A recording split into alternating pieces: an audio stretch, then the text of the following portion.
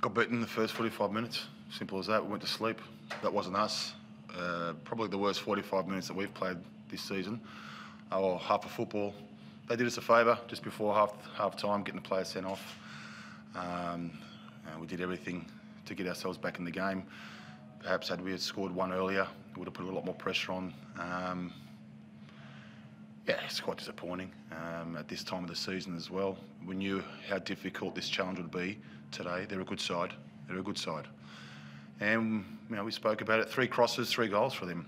3 shots on target, 3 goals, and you've got to give them credit for it. So they basically won the game in the first half. Like I said, we tried to get back into it. We got one back, but wasn't enough, obviously. Why do you think your team wasn't maybe up to expecting what was going on? Don't know. Upon reflection, we have to have a look at that, as a staff all together, because I thought we did everything right during the week. We worked on, a lot of areas, both with and without the ball. We knew where their strengths were, and a lot of that is getting the ball wide, and they have a bit of interchanging between their fullbacks and their 2 wide players that come inside. And it's about, we talk about it all the time, marking players, not space. And we got done. We had the ball with the first goal. We were attacking in their penalty box, and we get dispossessed, and it's a 2v1 situation. We spoke about our rest defence, making sure we're on cue, and we're we're organised as we always are and normally are, and one ball is allowed to get between both of them, and they end up getting a corner from it. We don't pick up 1-0. It's simple things, and those simple things is what we work on a lot. But again, it's we had throw-ins right from the start. Throw-ins, free kicks. We asked them to play quickly. Everything was slow. So it's a mindset more than anything else. It really is. We've had a good patch of form coming into this game. Sometimes you can be overconfident, but certainly it's not how I work. We spoke enough about this game and the importance of it and how good they are, and that they'll be hungry for the 3 points. We didn't match that ambition, and you've got to respect the game. You've got to respect the opposition all the time. This might sound stupid, but body clock, is it daylight saving in New Zealand as well? No, it's not a stupid question. It's actually a very good question, because it's something that we spoke about as well. We spoke about the time difference. We spoke about our sleeping patterns and making sure we were aware of, that hour. Maybe, Val. It's a good question, because something that we brought up as well. We go through a lot of what-if situations, and we've got a staff that think about this all the time. I wouldn't like to suggest that that was one of the reasons why, because it was mentioned and we spoke about it. But at the end of the day, we're all professional in what we do, so we did cover that base. I'm not sure. I've got to look back. Psychologically, even I got up this morning, the day seems a lot longer than what it is because of that extra. Yeah. No, I understand. Yeah, I was up at 5 o'clock myself, so I went down for breakfast thinking that he was going to open at 6 o'clock, and they told me to wait an extra hour.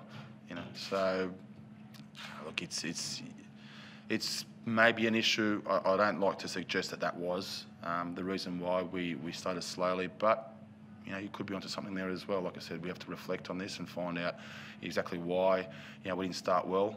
When you look at the way we start games, particularly the week before, we scored after 30 seconds. We're a team that are on the front foot, and we're quite alive, and we're sharp mentally and physically. So, I thought the warm-up was good as well. We kept a close eye on that, and sometimes it tells you some certain signs. Sometimes it doesn't. But we certainly were asleep in that first half. Yep. Should have had maybe 2 goals. I didn't see much wrong with actually the second one. Yeah, my understanding is that, the ball got played back in, and Roy, who was, I think, in an offside position, was interfering with play. That's the way I saw it, and to be fair, it looked like he was, so I don't have many qualms with that. I don't have any issues. When I look back at it, Roy did jump up and maybe put Izzo off. He still was able to punch it, and we put the ball in the back of the net, but I've got to be fair here and say that he was, interfering with play, and he did come from an offside position. So is this home final now yours to lose, do you think? Absolutely. Yeah. City's just the point behind each other on the weekend. Yeah, well, it's something that we've spoken about as a group, and like I said, 3 games prior to this, we did everything in our power to make sure that we put ourselves in a good position. It is still ours to lose. You know, we still have a better goal difference. And again, you know, all the goals that we scored in the last 3 games, it's a reason why we're in this position. You know, and I've always maintained goal difference is going to be important.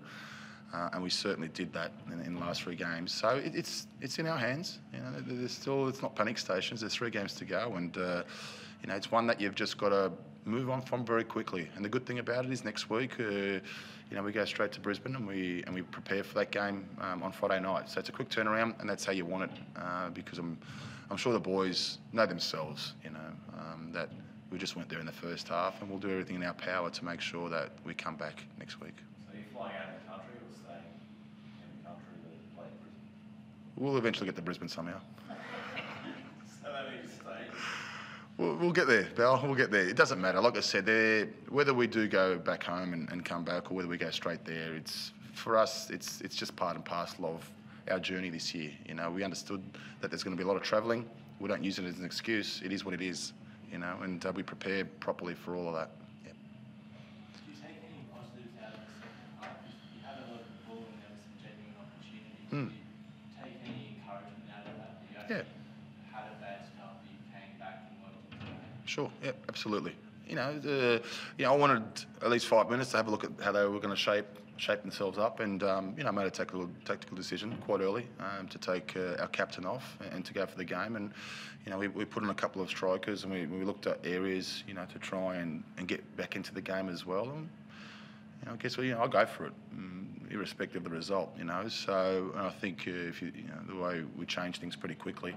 I don't wait until the 60th minute or whatever the case may be. I think, you know, I'm pretty much proactive on the front foot. So there's a lot of positives there. Yeah, we moved the ball around, but like I said, you know, we could have utilised the big boy, you know, Killian Sheridan a little bit more.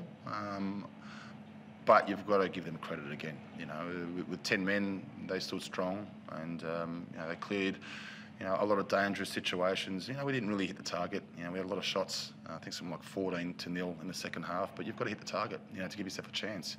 You might get a ricochet, you might get, you know, an opportunity, but like I said, we just weren't there. We weren't there. In the attacking third, you know, we could have done a lot better with the ball when we were in possession, and the shots that we had as well. We could have really tested the keeper a bit more in their defence, but you know, like I said, there was a lot of positives. Sometimes it goes against you playing against 10 men, and I think today, you know, it was a positive sign to play against 10 men and play the way we'd played. You know, like I said, Adelaide are very dangerous in the counter attack. And we spoke about that, you know, the what-if scenarios. If we do go a man up, what do we do and how do we play? So we also understand how quick they are, because they've done it against teams in the past where they've won games with 10 men as well, Adelaide. So they still are a dangerous side, irrespective of the scoreline. So we got ourselves back into it. Could have done better, but still positives in the second half, yeah. And Mark, the first goal, I would say one of Adelaide's weaknesses is probably scoring from set pieces. Your strengths are probably defending set pieces. Do you look at that and think maybe if we had Stephen Taylor, that could make a difference? Or? No, because we've defended a multitude of corners in the last 7 games without Stephen Taylor. Makes no difference. I don't look at that at all. You know, you can go to so many different scenarios because of one individual that's not playing. We played without Roy Krishna last week. People questioned whether we can score goals. We scored 4 against last year's grand finalists. No issue for us.